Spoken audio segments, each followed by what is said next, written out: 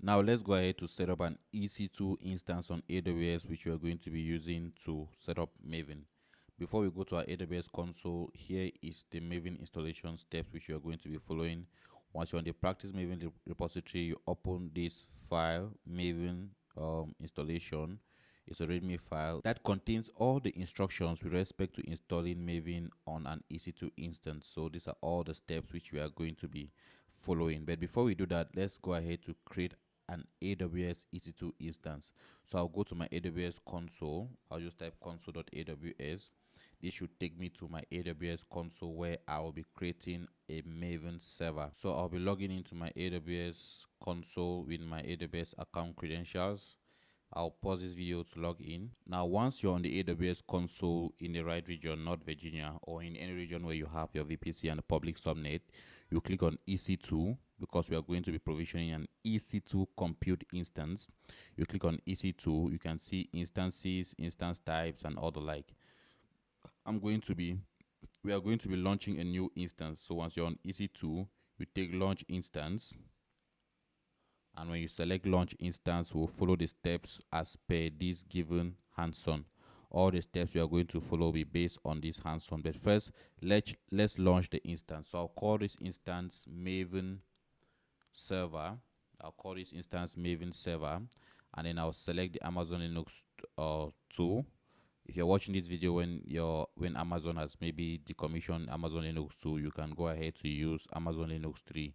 The reason why I'm using Amazon Linux 2 is because this README file was written with respect to Amazon Linux 2, and well, we are currently I'm I'm currently working on equally upgrading this repository to make use of the Amazon or to make use of the latest Amazon AMI, but you can use the Amazon Linux 2. And then for the instance type, you can allow it to be T2 micro, and then you should be using a key pair. If you do not have a key pair, you can create a new key pair, but I'll be using my key pair here. So I'll select my key pair, and then I'll edit network settings. And when I edit network settings, remember I said I'll be using a public subnet. I'll use my default VPC, but I'll be in a public subnet. I have a public subnet in my default VPC. I'll select this public subnet. Now, when I select this public subnet, I'll make sure auto enable public IP is enabled, or well, I'll make sure auto assign public IP is enabled because we need a public IP to access the Maven server, or so I'll make sure auto enable public ID. I'll make sure auto enable public IP is enabled should in case you want to access your Maven server from the console. Now we are going to use the create security group. Let's call this the Maven learning security group. Maven learning security group. I'll call this the Maven learning security group. I can copy this and I paste it here. Maven learning security group for the same description. Now for Maven, we are going to allow just port 22 and optionally custom TCP on HTTP port 80. Now port 22 is from anywhere just for demonstration purposes, but if you are working in production environment, you allow port 22 just for a specific port. Once you enable port 22, you come to the source type for port 80 HTTP. You equally select anywhere. Again, this is just for demonstration purposes because we are doing hands-on. Now you can come back to get a summary of the details which you've inputted. Like I said, we have Maven server, we have Amazon Linux 2, we have the T2 micro, we have the key pair, Wanda prep, well, your Wanda key pair, whatever key pair you're using, and then we have the VPCs, necessary VPCs. We have a security group name. For the security group, we have SSH, and then we have HTTP. Now, once you've put in these two details, all you need to do is to select launch instance. You select launch instance. While the instance is launching, you come to your terminal. If you're a Windows user, you open git bash. But if you're a Mac user, you open new terminal. Because I'm a Mac user, I'll open a terminal. A terminal basically is where you can be able to run SSH commands. So let me maximize this terminal. I'll maximize the terminal and then I'll increase the size so you can easily see. Once I maximize the terminal, I'll cd to a directory that has my key pair. Remember I selected a given key pair. My key pair is found in a downloads directory, so I'll cd into this download directories and I hit enter. I'm using this download directory because I want to be able to SSH into the Maven server. Now once I cd into the download directory, I'll come back to my Maven server and I click on EC2 instances or EC2. I'll come to instances and then I'll look for the Maven server that is running. The Maven server, if I select this, I'll get more details about this server. This is the server public IP, the server private IP, and a lot more. And because we want to be able to SSH into this server, I'll just go ahead to click on connect. Once I click on connect, yes, you can connect to the instance directly using the console by EC2 instance connect, but we are going to SSH into the server. So I'll click on SSH client and I'll copy the first command, chmod 400. Once I copy chmod 400, I come and I paste it in the directory that has my key pair. So you see there is no key pair in this directory, so I have to go to the directory that has my key pair. That should probably be on my desktop. Let me cd back and then cd to desktop, and then I run chmod. So my key pair is found in my desktop. I had to cd into that directory. Once you do the chmod command, the second command, I'll copy the second command, and I come here and I paste the second command. This should give me the possibility to log into my EC2 instance. So they say, are you sure you want to continue connecting? If I take yes, I should be able to connect to my EC2 instance. Now you see I'm connected Amazon Linux to end of life 2025. So this instance will be actually AWS support for Amazon Linux to end in June of 2025. So if you're watching this video later than June 2025, you want to select Amazon Linux 3 or Amazon Linux 2023 for this hands-on. So let me clear this. Once you log into your instance, we are now going to run the commands to install Maven. We're now going to run the commands to install Maven. So the various commands, like I said, they are in the practice Maven repository. We'll copy these commands one at a time. So I'll copy the first command, and then I come to my Maven server and I paste for it to do the installations.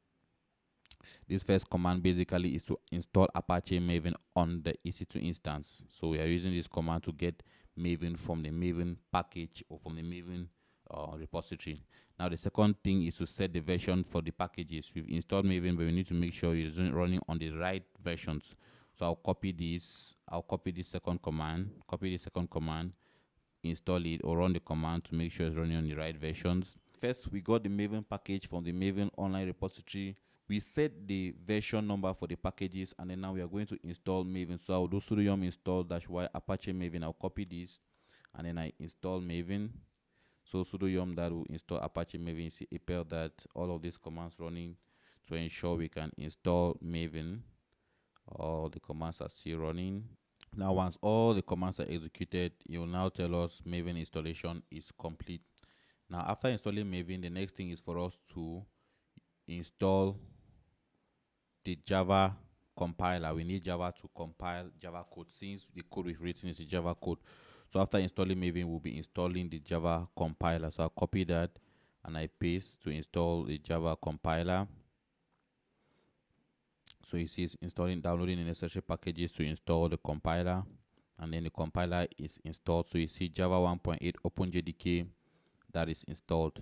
Now after installing Java JDK, subsequently we'll be using this Maven server with SonarQube, and SonarQube runs on OpenJDK 11. So I'll equally install OpenJDK 11 for SonarQube for the subsequent use. So I'll select that to install for subsequent use, OpenJDK 11. So they asked if I want to install, I'll take yes. So OpenJDK 11 is equally installed. It's a dependency, Java dependency. Now, if you run this first command, it doesn't work. If you run this first command, it doesn't work, go ahead to run the second command to install the JDK 11 for SonarQube. Now, once you've installed that, what we now need to do is to enter the Java, to set Java as our default runtime environment for the EC2 instance. So it's as easy as copying this and equally pasting, and then they'll ask you what is the Java selection number. When prompted, you should enter 4 because we want to use Java 11. So I'll select. There are different options. You have 1, 2, 3, 4. We have 1, 2, 3, 4. We'll use the fourth number, so I'll enter 4. And then after that, they'll ask you to enter this to set up Java 8 equally as default compiler. I'll paste this to install Java 8, and I'll select the second option as per the documentation. I'll select the second option, and then we should be good to go. Once that is done, you can install or you can set up or confirm your installation of Maven by running this command mvn-v. So I'll copy this and run mvn-v on my instance, and I should be able to see my Maven version. So you see Apache Maven 3.52. This means Apache Maven has been installed on this EC2 instance. And the last thing which we are going to do is to install Git in this server. So we are going to install Git in this server. So I'll copy this and then I'll run the command to install Git. So sudo yum install git-y.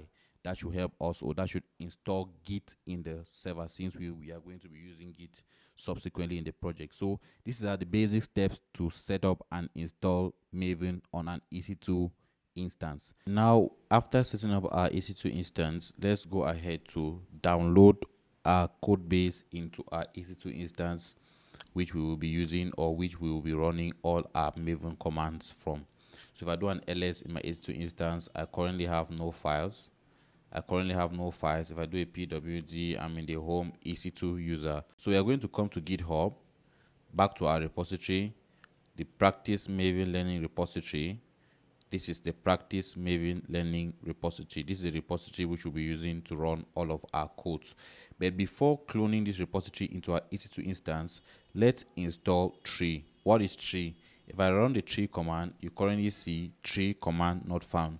Tree gives us a very easy way to visualize content in a given repository. So we are going to be installing tree after cloning the repository into our EC2 instance. So for us to do that, we come back to our Maven practice learning repo. We select the repo link and we click on copy. Once we copy this, we come back to our EC2 instance and I do git clone and I paste the repository link, git clone, and I paste the repository link. If I hit enter, you see cloning practice Maven learning. If I do ls, I'll now see I have the practice Maven learning directory created in my EC2 instance. So let me do an ls again. You see I have the practice Maven learning in my folder. So I'll cd into this directory, practice Maven learning, and I hit enter. Let me clear. I'm currently in the practice Maven learning repo. If I do an ls, what will I see? The Java application code directory, the Maven learning, the Maven installation directory, the readme file, the Maven architecture diagram, setting.xml file, and the SonarQube login.xml. So what I'm going to do is I'm going to install tree for us to easily understand how to read our repository. So I'll do sudo yum install tree -y. Sudo yum install tree -y. If I hit enter, I'm going to install tree for us. So once I install tree in any directory that I am, if I do tree, I now run the tree command, it gives me a visual representation of my repository. Now you will see I have the Java code, the MWD, pom.xml, src, main, test, and so on. So in the tree form with branches, I'm able to easily see all the content of my directory. Now, without running tree again, if I just did an ls, this is how I'll see all the content in my files. But if I run tree now tells me how to look at, or tree gives me all the details with respect to my repository. Let me reduce the zoom size. Tree gives me all the details of my repository. So I can see I have the Java application code. These are the content of the Java application code without me necessarily seeding into or getting into the directory. I can see Maven directory. These are the content of the Maven directory, and so on. So that is the importance of tree. We now have our repository clone into our EC2 instance. Now let me cd into the Java application code. This is where our code is found. Before cd into the Java application code, we are going to complete some of the installation steps. If you come back to the Maven learning repository and you click on Maven installation and you open the Maven installation readme file, we need to create a .m2 hidden directory for Maven. Maven uses this .m2 hidden directory to be able to store all its files. So I'll copy this. I'll come back to my home directory. I'll cd back to my home directory. So if I do pwd, you see I'm in the home directory, home EC2 user.